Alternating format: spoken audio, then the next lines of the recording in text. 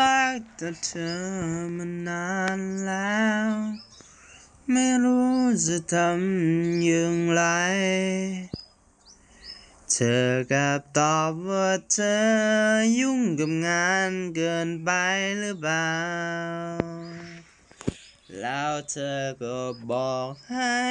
ฉันอย่าเพิ่งยุ่งกับเธอตอนนี้ได้ไหมฉันเป็นแค่คนคุยเก่าๆที่มันมีความหมายกับฉันมากมายที่เธอตอบกับฉันมันมีความหมายอะไรซ่อนอยู่มากมายเธอรู้ไหม